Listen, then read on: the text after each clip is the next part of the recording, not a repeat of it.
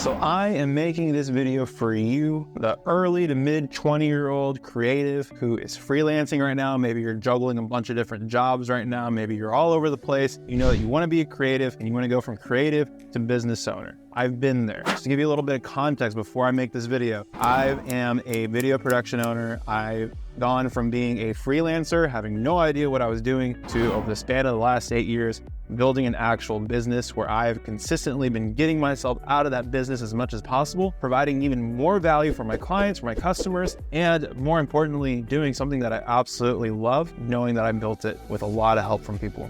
In this video, what I want to do, I'm going to give you the 10 things that I wish I could have done if I was in your shoes. It took me a long time to build my business, and knowing the things that I know now, I'll be completely honest with you, I would have built it a lot faster. All right, so I'm going to go through those 10 things.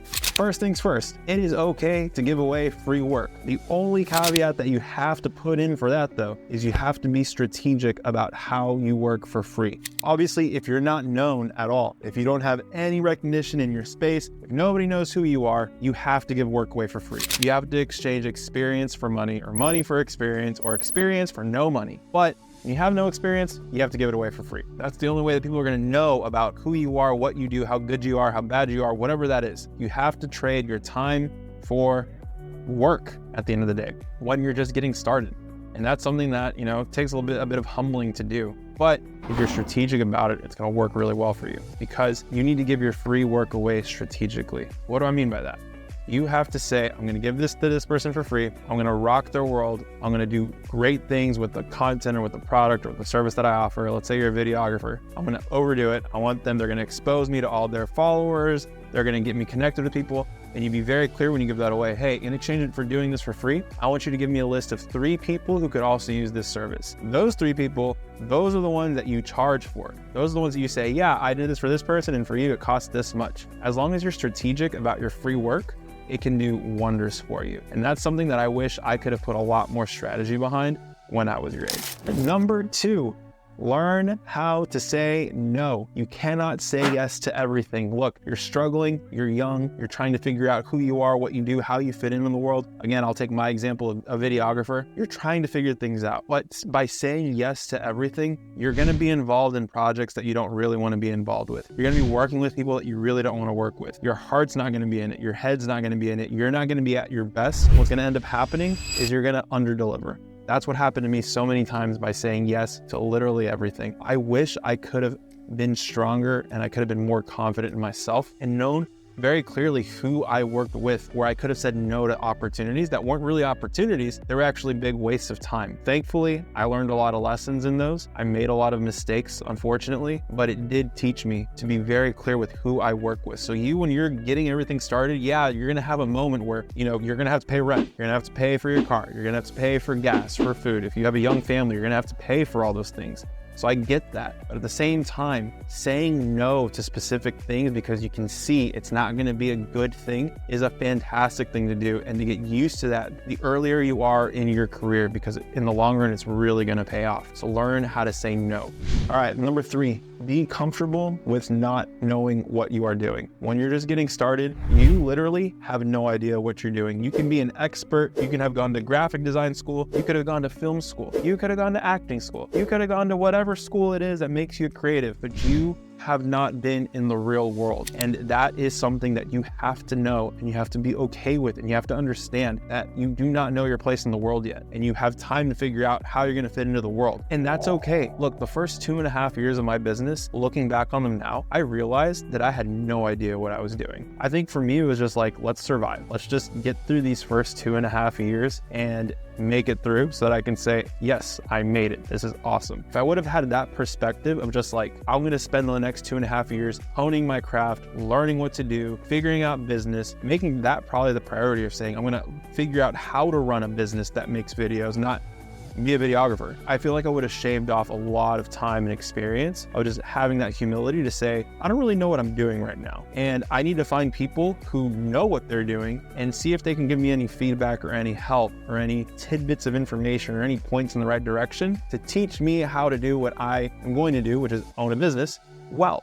And so the first 2.5 years, I really wish I had just taken that seriously of saying, you know what, I don't really know what I'm doing. And my job is just to get better and to learn and to grow and to ask questions and just being comfortable with basically being uncomfortable. Number 4, and this one is extremely important. I mean, all 10 of these are important, but this one's really important. Prioritize your relationships. Look, right now as a 1-year-old, content creation expert or video editor or videographer or marketing expert or social media strategist, whatever you want to call yourself. Right now in your phone, you know enough people to start your business. You know enough people where you can genuinely solve the problems for at least 3 people in your contact list. Those 3 people are literally co-founders of your company, and you treat them as such. You do what you say you're going to do. You deliver early. You blow expectations out of the water. You are reliable. You show up on time. You give information. You give value. You literally change their trajectory for their business in whatever creative pursuit it is that you're going after. Because those relationships, those 3 people can literally build your entire business for you if you play your cards right. So prioritizing those relationships, those first key people. There are people in my life that gave me business when they had no business giving me business. There are people in my life who took a chance on me and said, you know what, here you go. I know you're just getting started. I'm going to write you the check, go. Those are the people that you need to be prioritizing. Those are the people that you need to consistently give credit to and make sure they are treated extremely well. Because when you prioritize these relationships, they start compounding. They start being even more valuable. There's relationships that I've had for years now that keep giving me more business, keep giving me more referrals, keep giving me more people to connect with for years and years and years. And it's because of the effort that I put into those relationships. So you have to be an expert at building and maintaining relationships in your creative pursuit. So that's number 4. Number 5, know your value in the marketplace and know what you are worth. So by that, I don't mean like, oh man, everyone's making $150 an hour right now, so I need to charge $150 an hour. If you are just getting started, you are nowhere near charging those rates. If you do not have a portfolio that shows the examples of your work, you cannot charge over market value. You can't even charge at market value. There's a lot of these things that do become true when you own a business. If you sell it prestigiously, if you market it prestigiously, if you charge $10,000 for this thing, it's going to be perceived value and people are going to take you seriously. That's absolutely true, but you have to be in it for a while before you start doing that. You can't just be a 23-year-old Joe Blow from the streets, just graduated from college, being like, hey, this photography package where you get this, this, and this.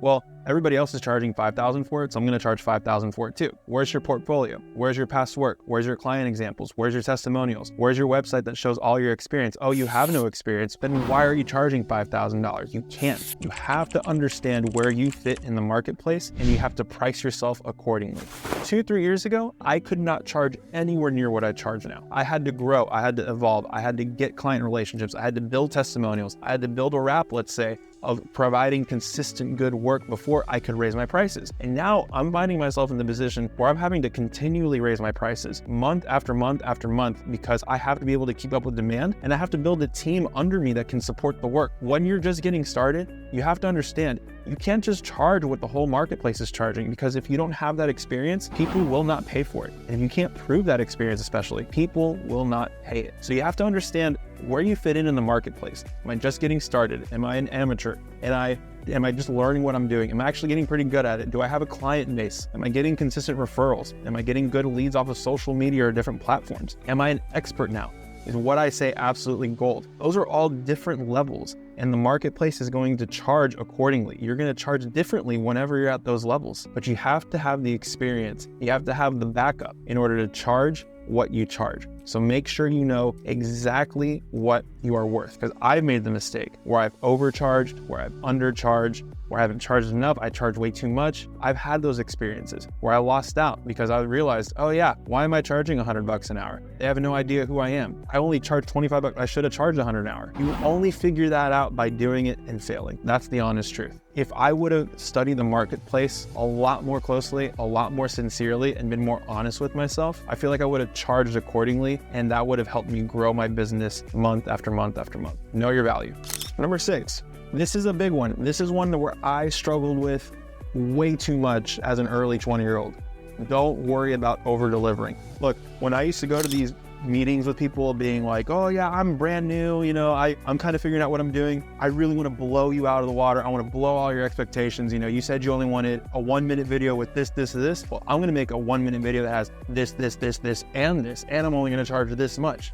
What happens there? You run out of resources. You don't have enough time. You overcommit. You find yourself that you're in a hole. It's just like when you're in college and you have to write that paper and you say, oh yeah, I'm gonna deliver it. It's gonna be awesome. It's gonna be amazing. You know, I'm gonna write it all out over a month. And then you end up partying. You end up going crazy in college. And it's the night before and you're like, oh my gosh, I have to over deliver on this because I told, you know, myself and I told my teacher, hey, don't worry, it's gonna be great. And you put yourself in a position where you're going to fail. It's too much pressure. That's what happened to me way too many times. I would always say, oh, well, you know, I am inexperienced. I am young. So in order to get the job, I'm gonna underprice and I'm gonna say I'm gonna deliver all these things. And then I put myself in a position where, geez, I don't have the budget to hire this out. And I got 2 other projects. I'm handling 3 projects right now. I can't handle all this work. So I'm gonna kind of half-ass this one. And when I turn it in, the client's gonna be like, well, wait a minute. You promised me this, this, and this. You promised me the whole world. You gave me a little city. Like, what the heck? Of course they're gonna be pissed. Of course they're not gonna be happy with you. And of course you're gonna lose that relationship. That is something that I shouldn't have done. What I should have done was said, hey, this is what you want. I can deliver exactly that.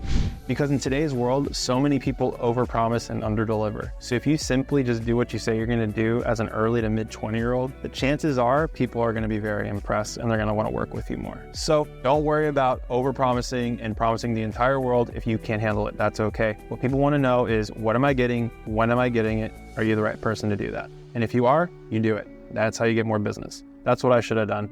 I should have never overpromised. Number 7, do not do things that you are not good at. I'm gonna say it another way. Do not deliver if you suck at doing it. That is huge. When I was growing my video business, one of the first things I thought was, man, I really wanna grow this business, so I think I'm gonna offer other things that I can offer my clients. Websites, SEO, paid ads, all this stuff that I was not good at, number 1, and 2, that I personally could not deliver. So you're gonna get to the point where you have 2 clients, and then 3, and then 5, and then 7. And then, you know, one of my last months, I had 21 clients at the same time. So the mistake that you're gonna make, that you shouldn't make, if you're watching this video, you better not make it, is you're gonna say, gosh, like I need to build this guy a website. You are not a website builder, okay? Your creative pursuit, let's say you're a videographer. You can scale a videography business where you are literally just shooting and editing videos for people. You could scale that easily to $250,000 to $500,000 a year, no problem. Only offering videography and editing services. You can scale a social media management business all the way to $250,000, $500,000, even up to $1 million a year. Stick to one thing that you know very, very well. Drive it until you are overwhelmed and get it to the point where you are so overwhelmed that you are juggling too much business, and then bring someone in, not to open up another division, another part, another thing to help you fulfill the work that you have.